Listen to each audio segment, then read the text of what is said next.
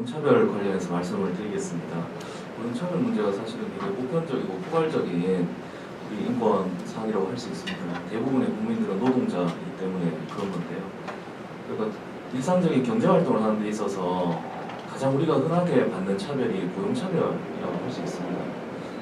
성별, 장애, 기타 연령 이런 부분들을 내지르는 경제 활동에 있어서 보편적인 포괄적인 그런 차별이 일어나고 있는 영역이 바로 고용차별 영역입니다.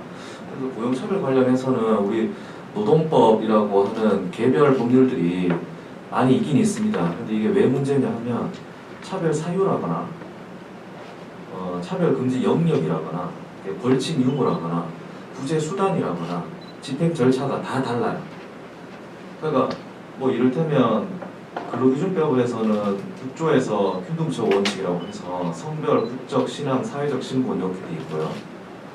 고편법 밑에 자세하게 다시 설명드리겠으나 뭐 고용평등법에서는 성별, 혼인, 가족상 지위, 임신, 출산 이렇게 좀 가정 내에서 일어나 발견되는 그런 지위들을 나열하고 있고, 비정규직 관련된 법에서는 기간제 노동자, 단시간 노동자, 파견 노동자 이렇게 세부에 대해서만 노동위원회에서 시정명령을 내리도록 한다거나, 연령차별법에서도 차별금지 영역이 고용관계 성립이나 정계 종료 등으로 좀 협소하게 돼 있어요.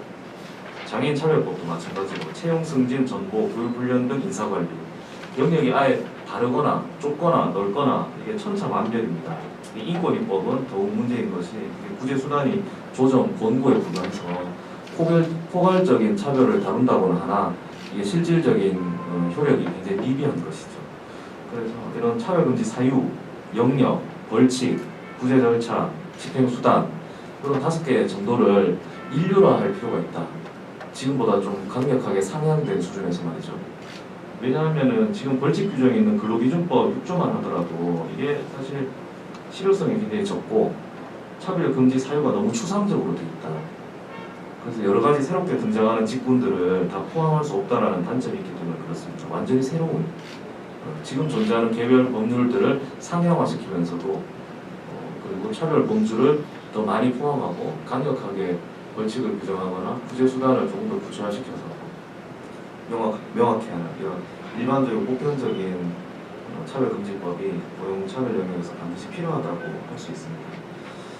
자세하게 밑에 표를 좀 보면서 설명을 한번 들어볼게요. 133쪽의 표를 보시면 얼추 설명을 드렸으나 근로기준법 같은 경우에 문제가 성별, 국적, 신앙 요 3가지에 대해서는 예시를 하고 있는데 사회적 신분이라고 두뭉술하게 해놓는 바람에 빈틈이 너무 많이 생겨버립니다. 이를테면 무기계약직이라고 하는 분들이 있죠. 이분들은 근로기간에 정함이 없는 정규직이긴 해요. 근데 호봉승급이 없거든요.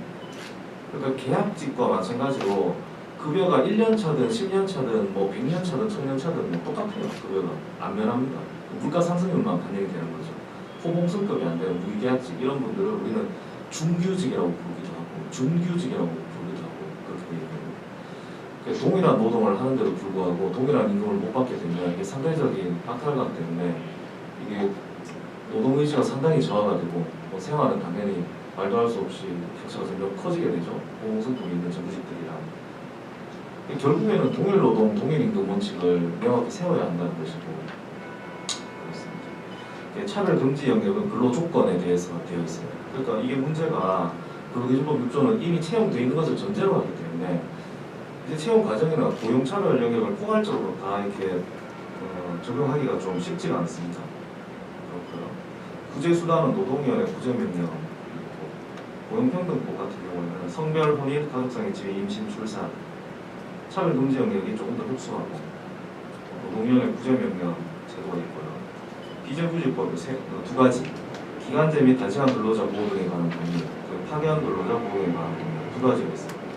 그래서 이 시정 제도는 노동위원회 시정명령 제도가 있는데요. 비정규직들 중에서 직군 이 고용 형태 중에서 기간제, 단시간, 파견직 이분들에 대해서만 노동위원회에서 차별 시정 제도를 활용할 수가 있습니다.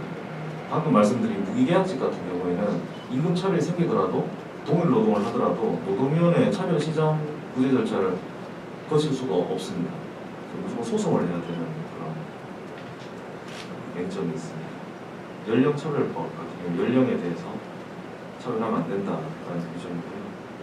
이 1호 같은 경우에는 처벌 규정은 없고요. 국가인권위원회 조정 공고 정도가 있습니다. 장애인 차별법도 마찬가지로 처벌 규정이 없습니다. 국가인권위원회 조정 공고 정도에 불과하고요. 인권위법, 성별, 종교, 장애, 나이 등 제가 아까 설명드린 것처럼 좀 폭넓게 차별을 구제하려고는 하고 있습니다. 근데 그 구제 절차가 너무나 약하다는 거죠. 마찬가지로 인권위 조정법 이렇게 되어 있습니다. 현행 고용차별금지법 제가 그 구제 차원에서 얼마나 좀 미흡한지에 대해서 설명을 좀 드려볼게요.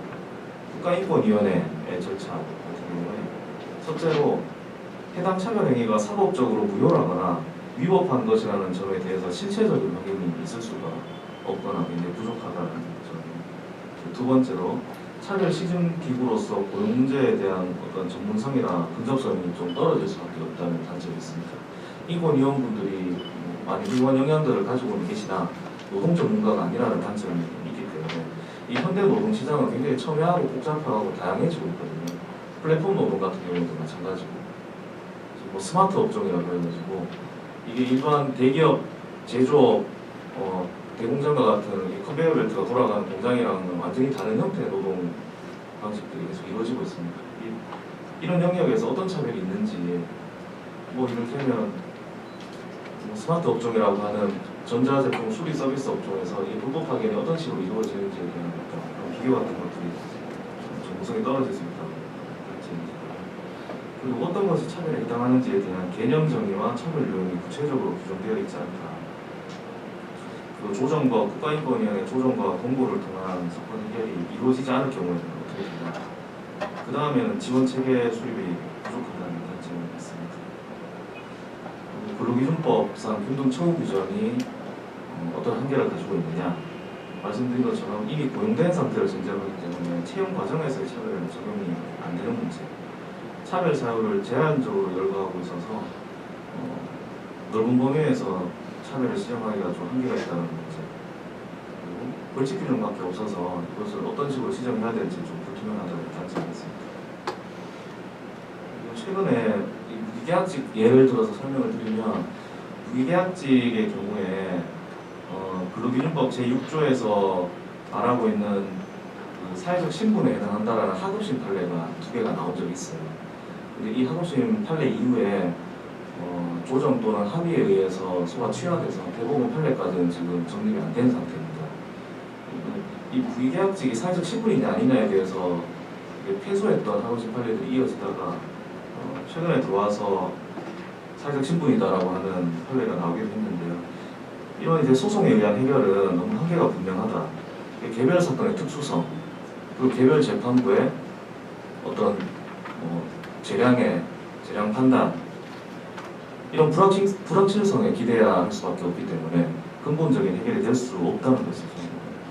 법원에 의한 해결은요. 노동위원회 같은 경우에도 마찬가지로 차별 시정을 신청할 수 있는 영역이 되게 한정적이다. 기간제 노동자, 단시간 노동자, 파견 노동자. 그렇습니다.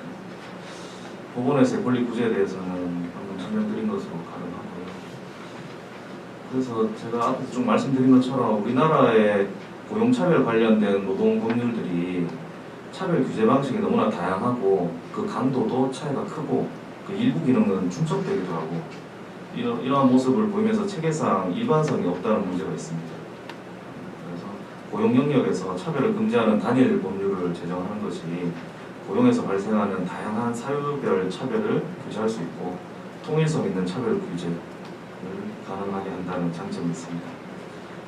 현재 발의되어 있는 법안을 보면 고용 형태에 관련해서요.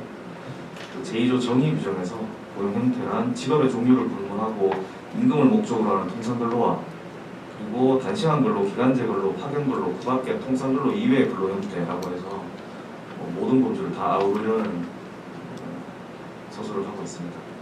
그리고 3조에서 금지 대상 차별의 범위에 고용이라는 부분을 삽입을 했습니다.